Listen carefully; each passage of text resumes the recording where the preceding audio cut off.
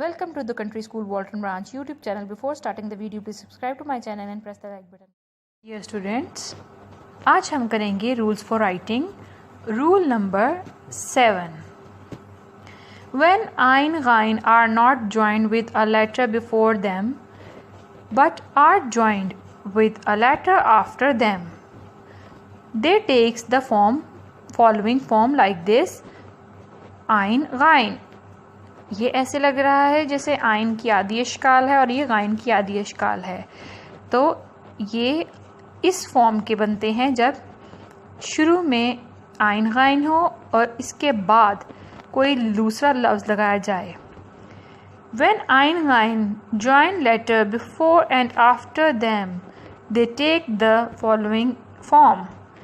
जब आइन और गाइन के साथ आगे और पीछे कुछ हरूफ लगाए जाएं तो उनकी आधी अशकाल बीच में ऐसे होती है.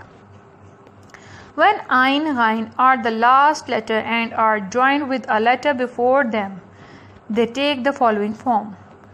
जब आइन गाइन से पहले हरूफ लगाए जाएं और आखिर में आइन गाइन आए तो उनकी शक्ल कुछ इस तरह से होती है. ये आपको नीचे मिसालें दी गई हैं. एग्जाम्पल्स: आइन again joining forward but not backward. आदत, इबादत, अरब, इमारत, औरत, उमर, अतर, ईद, गौर, उबारा, गम, गरीब, गरूर, गुलाम, गुस्सा, गैर, मुर्गी वगैरह. इन सब के शुरू में आइन और गाइन लगा हुआ है. तो ये जो पहली फॉर्म थी उस शक्ल की आइन और गाइन लगाए जाएंगे आधी अशकाल के साथ. आइन गाइन as the last letter but joining backward. जब आइन और गाइन को आखिर में लगाया जाएगा तो उनकी शक्ल कुछ इस तरह से होगी. हम ये वाली फॉर्म इस्तेमाल करेंगे.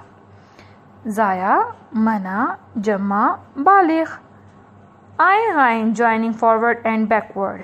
जब आइन गाइन बीच में आएंगे इस तरह से इनके आगे और पीछे हरूफ लगाए जाएंगे तो उनकी शक्ल ये वाली लगाई जाएगी, जैसे कि बाद, बगल, बगदाद, तादाद, मुगल, शेर, बाज, वाक़या, जुमेरात.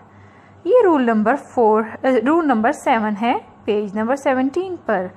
आई होप आप लोगों को रूल नंबर 7 बहुत अच्छी तरह समझ आ गया होगा कि आइन और गाइन को शुरू में, दरमियान में और आखिर में किस तरह से इस्तेमाल किया जाता है. उनकी एग्जाम्पल्स भी आपने देखी हैं.